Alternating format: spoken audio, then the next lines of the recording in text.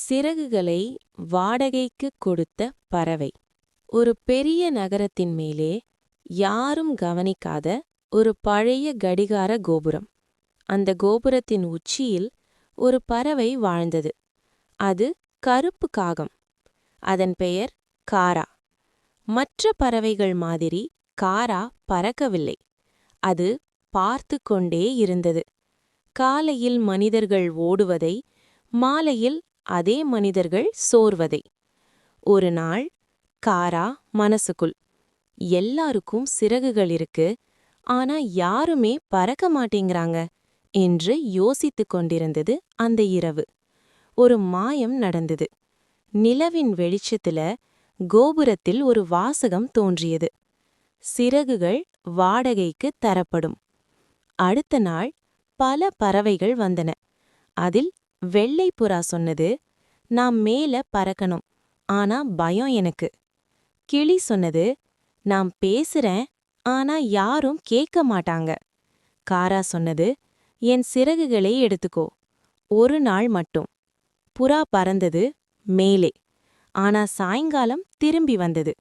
வந்தவுடனே சொன்னது, உயரம் அழகு, ஆனா கீழே இருப்பவங்கள மறந்துட்டேன்னு.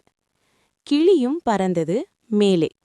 பிறகு கிளி சொன்னது, நான் பேசவே இல்ல, முதல் முறையா என் சத்தத்தை நானே கேட்டேன். ஒவ்வொரு பறவையும் காராவின் சிறகுகளை வாடகைக்கு எடுத்தது. ஆனா காரா மட்டும் பறக்கவே இல்ல.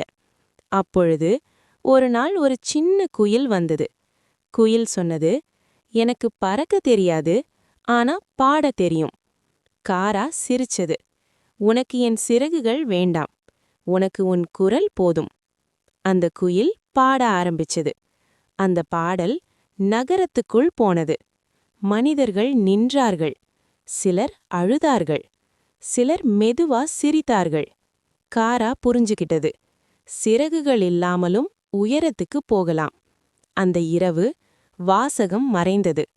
சிறகுகள் வாடகைக்கு என்று இல்லை. காரா முதல் முறையா தன்னோட சிறகுகளை பார்த்தது. நான் பறக்கலன்னு நினைச்சேன், ஆனா நான் விழித்திருக்கேன். அடுத்த நாள் முதல் காரா பறக்க ஆரம்பிக்கவில்லை.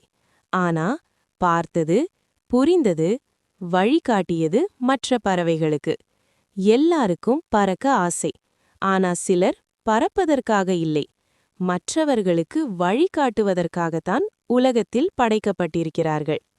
வீடியோ பிடித்திருந்தால் லைக் செய்து சேனல் சப்ஸ்கிரைப் செய்து கொள்ளுங்கள்.